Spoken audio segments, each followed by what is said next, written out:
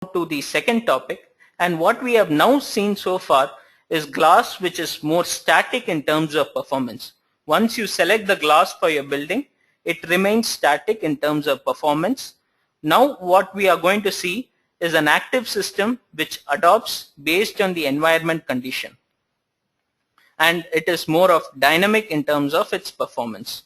So there are 4 technologies that are presently available in terms of active glazing systems.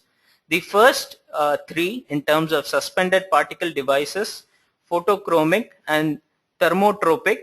These 3 technologies are dynamic in terms of performance but have their own restrictions, which I will be covering in my presentation.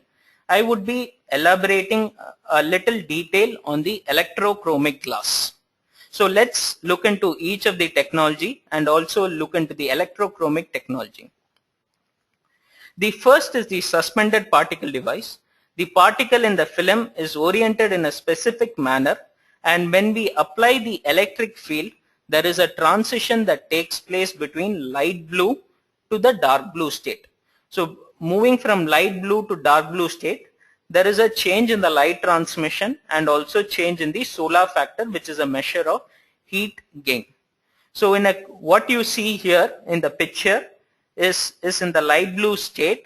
When we supply electricity to the system, the particles get aligned with each other and you are able to see through. And when we switch off, what happens is that it gets diffused and the particles are not aligned anymore. So what it does is that it reduces the amount of light transmission, thereby reducing the amount of heat gain. So this currently works on electricity supply, and there are presently 2 states, and this is formed by a lamination glass where you have this this film which is sandwiched between 2 glasses. The second and more commonly seen is in terms of photochromic.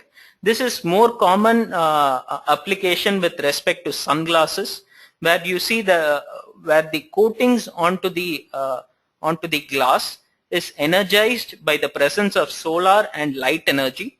So when there is no direct solar energy, it is in the transparent state where you have the light transmission of 70%, and solar factor, which is how much percentage of heat transmission, is about 50%. And when you have sun present, it tones down and becomes darker, and it reduces from 70 to 16%. Solar factor comes down from 50 to 25%. These kind of glasses are more commonly used in terms of sunglasses. They have not taken much shape into the building facades. The third type of active glazing that is available is called as the thermotropic. This works on a principle of solar and heating energy. This is again a polymer film that is sandwiched between 2 glasses, and this polymer film is energized or activated by the temperature factor.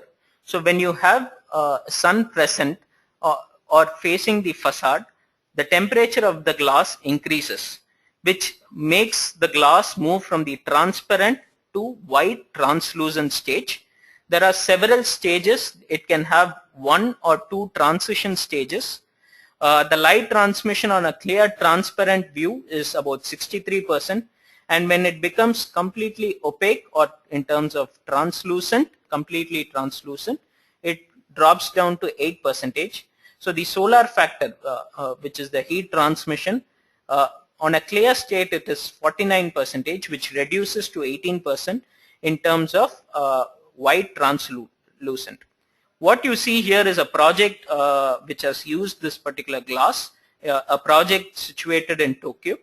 So here you can see the glass facade or the glass window panes are in a clear state. Now I move to the second stage, where you have the sun facing the window, and based as and when the temperature keeps increasing, the haziness or the translucency of the glass keeps increasing. And the third state, where when you have sun constantly being incident onto the window facade, and the glass temperature goes to a greater height, more than 40 or 45 degrees Celsius, you see that it becomes completely translucent. Here there are few disadvantages or limitations in terms of application.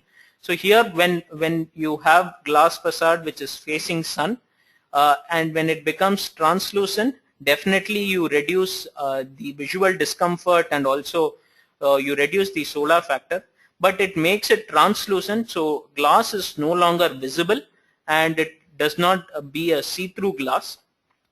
And if the glass facade is been it has been partially shaded, if you have some kind of architectural design such as overhangs or vertical fins, and if the glass is partially shaded, you have variations in terms of, based on the surface temperature of the glass, you will have variations in terms of haziness. Some places could be less hazy, some places could be transparent, and some places could be completely opaque. So these are some of the plus and the negatives of thermotropic glasses. What I would like to talk about is in terms of electrochromic glass, which is used in double glazed application. These glasses work on the transition of these glasses takes place by supply of electricity field. And what you see here in the left and the right column is in terms of the transitions that are available in terms of light transmission. So at a clear state, the glass has a light transmission of 61%, a solar factor of 42. The next transition is 21%, where the solar factor drops to 14. The next transition is 6%, where the solar factor reduced to 7. And the final transition, or the darker state, you can have light transmission as low as 2%, and the solar factor becomes 5%. So the advantage of this glass is that you can bring down, you can control the visual, you can eliminate the visual glare or visual discomfort that can arise due to direct sunlight. You can also minimize the heat gain by reducing the solar factor, and at all stages it remains see-through and it does not become translucent or it does not become opaque. So the very nature of see-through effect is maintained irrespective of whatever state the glass is. So electrochromic glass is a double glazed application. What you see here is outside on the left hand side, and you have the outer glass, and you have these special coatings which is connected to electric field, which energizes the coating to bring in the transition. And then you have the inner glass, which could be clear glass, or it could also be a low E glass. So when you have you have two stages. Broadly you have two stages. One is the clear stage and the second one is in the tinted state. What electrochromic glass brings is its dynamic performance properties, which drastically reduces the heating and the cooling and also the lighting requirements, and these are controlled based on the outdoor condition.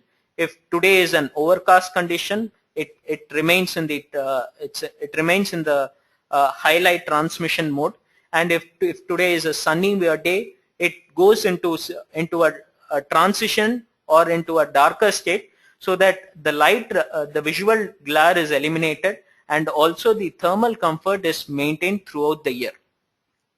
And also the panels can be controlled individually, so that you can strategically control the transition in various glasses, which I will be demonstrating with a video.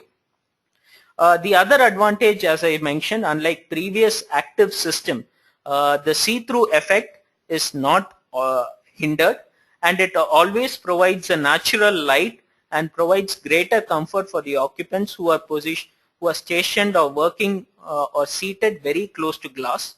And some of the typical application, these glasses are very similar to the coated glass, which can be used in exterior facades. It can also be used in skylight application. Here now I show you a small video. This is a cabin uh, across the day where you have sun movement taking place. Let's see, it's a series of images which is being made into a video where you can control each of the panels and minimize the visual discomfort. Let's see the video. So here you have two facades, and based on sun's movement you can make the panel which should be in the darker stage, and the surrounding glasses which is not exposed to very direct sunlight can be made into slightly lighter shade. And when you see that when it goes into the right side of the facade which you are facing can be completely made into a clear stage.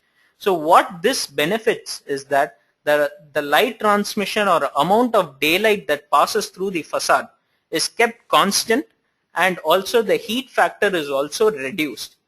So these panels can be individually controlled, or group of panels can be controlled together, or the entire facade can be controlled together. So it gives you a complete flexibility in terms of how much control that you would like to look for.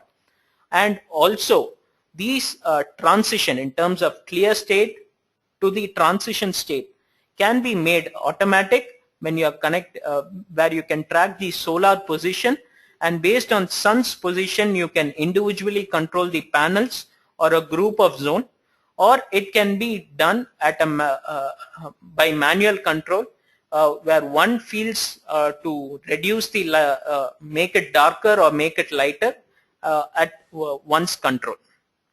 So it gives you a complete flexibility in terms of control, and also in terms of flexibility in terms of how many panels to be controlled and how many zones to be controlled. The electrochromic glass, the same kind of graph that we saw earlier. So you have the light transmission here in the x-axis and solar heat gain coefficient, and what you see as a red dots is all energy efficient glasses. For example, the Lowy 2, Lowy 3 represents high energy efficient glasses, and the reflective and the tinted glasses are marked here. So what electrochromic glass gives you is a dynamic in terms of performance, in terms of light transmission, and in terms of solar heat gain coefficient. It gives you a range of values which makes it very we generally design building facade for climate responsive. This becomes weather responsive, where instantaneous change in the weather condition can be adopted and the glass reacts to it accordingly. So some of the application here, you see that it is used in the glass facade. So now it is in the clear state and it goes into the dark state. So the transition between the clear, which is about 61% light transmission, to the dark state, which is about 2% light transmission, the transition time varies between 5 to 8 minutes, which is very acceptable, because you don't see changes in terms of weather condition at a very quick pace. So here we see another application where it is used in the skylight, and here you can observe that one side of the skylight is being changed into a dark state, whereas the other part of the facade where you don't have the direct sunlight because it is facing on the other side, you keep the clear state. So the light transmission is being maintained, so you need not use an artificial light, and also the cooling requirement is also controlled. Here you see another skylight application. So here you can see that the sun is overhead with the shadow that you can see on the floor, which means that there is a very high amount of sunlight. So the first transition in terms of reducing from 61 to the first transition state, and still you can see the intensity of sun is quite high with the shadows that you can see on the floor. And this is the darkest stage where you can completely eliminate the visual discomfort. So this makes it a very ideal glass application for a skylight which is prone to excessive daylight and also visual discomfort because of direct sunlight. Here are some of the quick calculations that has been done in comparison with normal conventional glass, maybe clear glass or a tinted glass, and also in terms of some of the basic energy efficient glasses. So the peak demand in terms of energy efficiency or building and electricity consumption, it gives you a potential saving from 10 to 25%, which depends on, so you have a range of value because it depends on what is the quantum of glass that is being used, what is the climatic zones, and whether it is conditioned spaces or naturally ventilated spaces. And you see there is a decrease in terms of cooling requirements and in terms of HVAC sizing. Since the heat gain is very low, you see a typical reduction between 3 to 25%. Since the heat gain is very low, the size of cooling requirements, the chiller and the HVAC sizing can be drastically scaled down. It also reduces, since you have reduced the HVAC size, the operation cost for maintaining the thermal comfort also comes down, which means that you have a low energy bills. With respect to electrochromic glass, the electricity that it consumes on, if I use 1 square meter of electrochromic glass, the energy that it consumes is only 2.5 watts. And considering a typical application where you have a clear state, a tinted state, and also at a dark stage, we have observed that on an average, the power consumption of electrochromic glass is 0.5 watts per square meter. To give you a simple idea, if I have to use 200 square meters of electrochromic glass, I would be consuming close to about 60 watts of electricity, which is very similar to 60 watt light bulb use. So that's the amount of, that's very little electricity that is required in terms of energizing the coating and obtaining the dynamic performance in terms of light transmission and also heat transmission. Now